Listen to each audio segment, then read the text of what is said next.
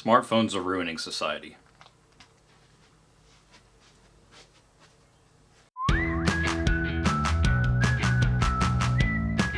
Okay, so that was a little dramatic, but it sure seems like people think that these days. There's this guy, Conrad Gessner. He said that smartphones are providing way too much information for ordinary people to handle. And then there's Marie Wynn. She wrote an entire book on the subject, in which she said, "It is easy to overlook a deceptively simple fact. One is always on their smartphone, when on their smartphone, rather than having any other experience." And then the magazine The Atlantic wrote a cover story on it entitled, "Are Smartphones Making Us Stupid? What Smartphones Are Doing to Our Brains!" Exclamation point. Yeah, people hate these things. Alright, brace yourselves. I'm about to say something that's never been said in a documentary. I just lied. Okay, so everything I just said was true. Except none of that was written about smartphones. That guy Conrad Gessner, who said that smartphones were providing way too much information for ordinary people to handle, yeah, he said that. In the 1500s, about the printing press. And then that book Marie Wynn wrote, well, she wrote that in 1977.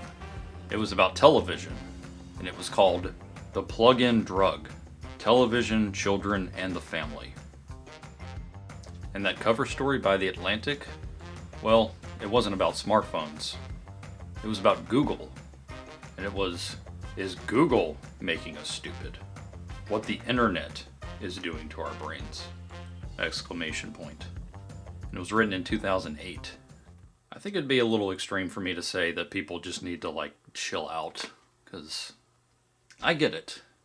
It's easy to feel like people are just on these things so much that it's plaguing our society.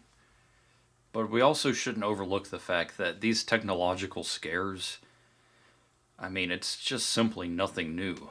The printing press, television, the internet. It seems like it happens every single time. We invent something for luxury and convenience, and then we depend on it so much that it almost becomes necessity. But I do get people's concerns. Smartphones are just everywhere now. Do you guys have smartphones? Yes. Yeah. Do you have a smartphone? I do. Do you have a smartphone? Yes. I do have a smartphone. Yes. Totally. Yes. I do. And not only are they everywhere, people just seem to not be able to stop using them all the time. How long do you guys, without checking, think that you use your phones on a day, in a given day? Gosh, like 15 hours a day. That's crazy. 4 hours a day? Okay. That's not enough. But yeah, 4. Yeah. 4 hours. Okay, so now I would like to ask you to take out your phone. Okay. You usually have a, screen time tracker? Saying 0. Oh, yours might not be, yours may not have been tracked. Well, I have 1 second today. So. Awesome, excellent. But for you have how much today? An hour and 15 minutes. And would you say that's normal? Yeah. 6 hours and 53 minutes. Just today? No, that's Okay. my average. That's your average time is 6 hours. Yeah. I usually stay on my phone at least, I think, once for 10 hours. 10 hours. Today, it's only been an hour and 54 minutes, but for the week, it's 9 hours and 39 minutes. You almost got it right on. I was sort of on the money. It's 5 hours and 14 minutes a day. 5 hours and 32 minutes. 5 hours and 28 minutes. 6 hours, 48 minutes. 6 hours and 21 minutes. I recently got the screen time analytics of nearly 30 people, primarily in the ages of 18 to 40. When I averaged their submitted screen times, the average daily screen time was 5 hours and 32 minutes. To put this into perspective, imagine if one day you woke up and took out your smartphone and watched the entire mini-series Chernobyl. Or if you took out your smartphone one day and watched both Return of the King and The Empire Strikes Back. Or if you took out your smartphone one day and watched a single YouTube video essay. Smartphone access around the world has almost doubled in the last 5 years. It's way over 90% of the population of the world has a smartphone right now. And the number of smartphones way outnumbers the number of people who have access to a working toilet. I was in Guatemala last summer doing some mission work. And I was in a village with literally mud huts. They had access to power, had just had access to running water for maybe a year, but it's very rudimentary running water. It's one pipe that comes up to one sink that serves about 50 people in this village. And so they're not bathing regularly. They have no toilet. It's just an outhouse, but everyone had a smartphone. Okay, so people seem to really like using smartphones a lot. But is that necessarily a bad thing? I mean, life is hard, and it seems like smartphones just offer people a simple distraction from the troubles of every day. Is it causing any actual harm? So if you notice in the waiting room of a doctor's office or in line at the tax office to pay for your tag or whatever it is, any kind of situation, people are on their phones. It's almost like we never have to wait anymore. We want quick answers, we want quick contact, we want immediate connection with other people when it's at our leisure. And so that's become the norm expectation.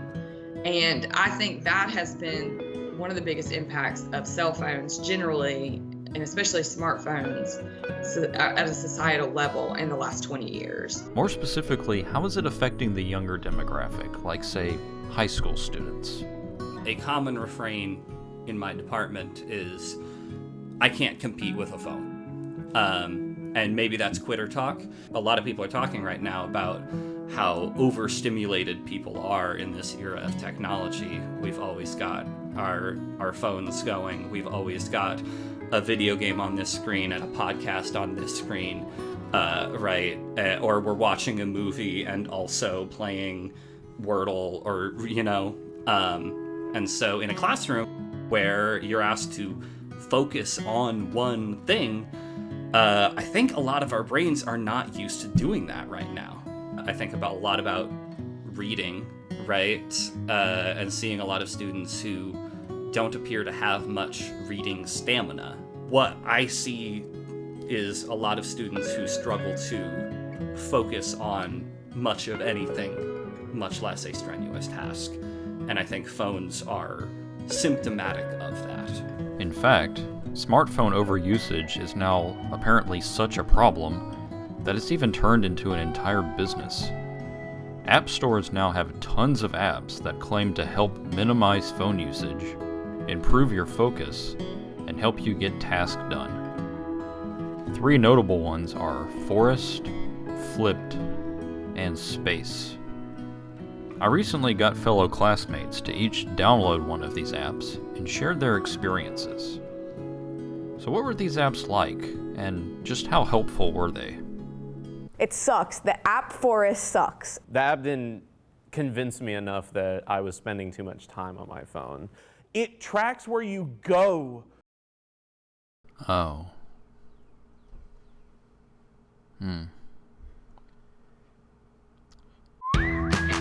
Let's see what else they had to say. I'm Erin Walsh. I'm a part of the crew, and I've been using the app Forest to try and stay off my phone. I spent $4 on this app. I think I'm the only one that paid for theirs. It's supposed to be like a timer where you set a timer and you're not supposed to use your phone within that timer, and it grows like little trees and you keep your forest. But the timer is just a timer and you can still use your phone around it. And I don't have the kind of discipline to just be like, oh, the timer's on, I can't use my phone. So it just didn't work for me. I can use a timer on my phone to begin with, instead of spending $4 to plant a fake tree. If you like timers, might be for you. It sucks. The app Forest sucks. My name is Lars Smallwood. I'm with the crew, and the app that I used was Flipped. For something that's supposed to make you stay off your phone, it actually is harder to use, so you're on it longer to try and figure out what you're doing with it. But like any other app that tries to monitor screen time and productivity, it's mainly geared towards students. You can actually build like groups of people and like make friends off it, almost like a social media, if you will. But I didn't actually end up finding any friends on here, nor did I effectively use, the app didn't convince me enough that I was spending too much time on my phone. In fact, if anything, it was reinforcing that I am using it in an appropriate amount, which it's ironic to me that there's a digital app telling me to not use the digital app, if you will. There's probably better apps to do very similar things, and that's even if you want to humor the idea that an app can actually make you more productive or give you more insight into how to limit your screen time. I'm Nick Bentley, I'm part of the crew, and I used Space, which, let me tell you, it does not give you that at all. Okay, here's the deal with Space. Positives, it's free. If you don't want to spend any money, you don't have to, but it is microtransactioned into oblivion. So if you really want to like personalize this so you feel more connected to it and you're more willing to use it, good luck, man. You're paying $8 a pop to change the color, to change how the time is formatted, and it also tracks your phone unlocks, which for anyone with an iPhone, if you have face recognition on and you just want to check the time, it counts as an unlock of your phone even if you don't go into the phone.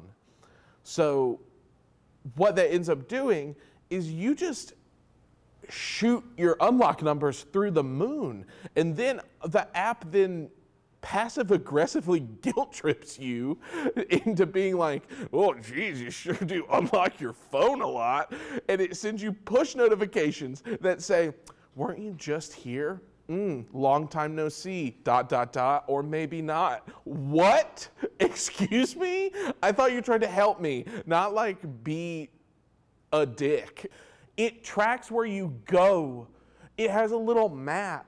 Anything on my phone that says it's going to regulate how much I'm on my phone it's an oxymoron at that point. If the way that the company is making money is by selling you stuff through the app, then from a business perspective, they want you to be on the app more. Are these like made to fail, right? So like, is the business model like, oh, we're gonna cure people using their phones all the time, so eventually our app will be redundant and useless? In the course of my lifetime, the level of technological and cultural and societal change has been astonishing. Every time that happens, we literally develop new minds. I remember when phones were literally on the wall, and there was a big long cord that you could take it into your room and shut the door so your parents wouldn't hear your conversation. That's what it was. And you had one phone in the house, that was it. Damn, I'm old. I'm probably about half the age of Dr. Rose, and the world has changed a lot in my lifetime as well. I don't think anyone could have quite predicted the world we live in now with smartphones. When the iPhone first came out, the UK newspaper The Guardian published an article entitled, "iPhone Set to Struggle." This was attributed to a lack of 3G connection, a low demand for converged devices, and how at the time apparently only 31% of Americans wanted a device with multiple capabilities. This prediction was so laughably incorrect that The Guardian even referenced it in this recent January 2024 article on smartphone use, in which they responded, "Whoops." I know it can be easy to see people glued to their screens and filming live concerts rather than watching them and feel jaded about our future. But it's very important that we don't get so wrapped up in this cynicism or even fear that we overlook just how positive the impact of smartphones has been on our society in the past 17 years. We now have the capacity, for students at CSU for instance, they have a 24/7 crisis line they can call, and they can speak to a therapist at any moment in the day, 2 o'clock in the morning.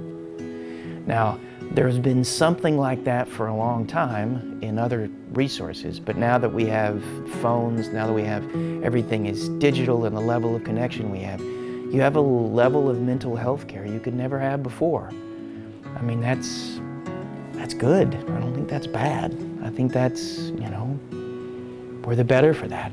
And so in psychology, there's a thing called the Flynn effect. When we test the intelligence of people ages 15 and 20 now, compared to the intelligences 15 years ago, 30 years ago.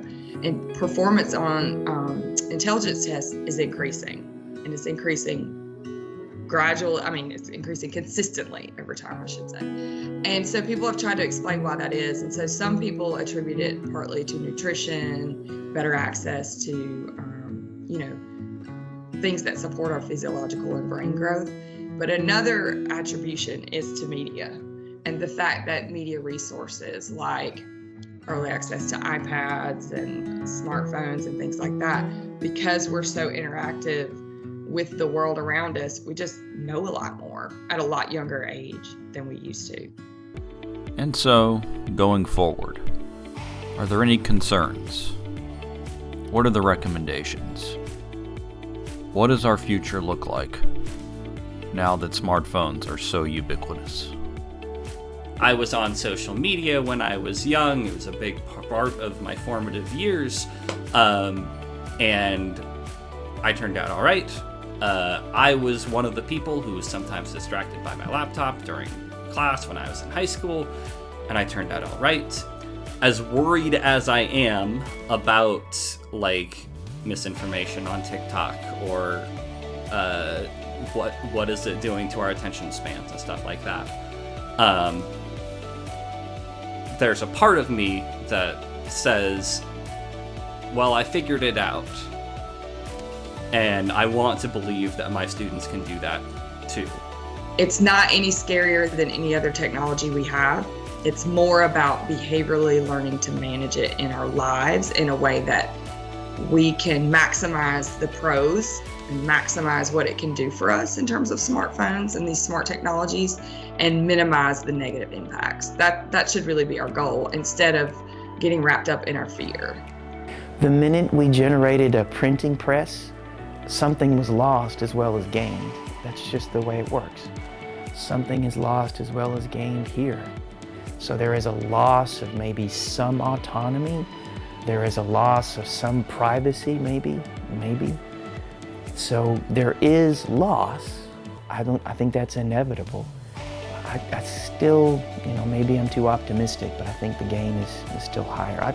My phone is the sort of computer that it would have been science fiction when I was growing up. The truth is, they're not going anywhere, at least not for a long time.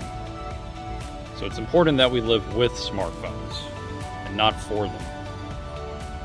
We can continue to live in a world with smartphones. It's just important that we be just a little bit smarter.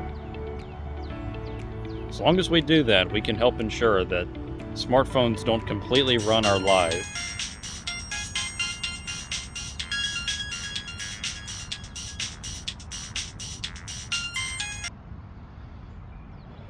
Hi, Mom.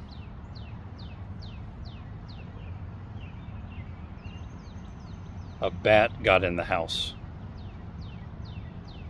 Don't worry, Mom. I know exactly what to do.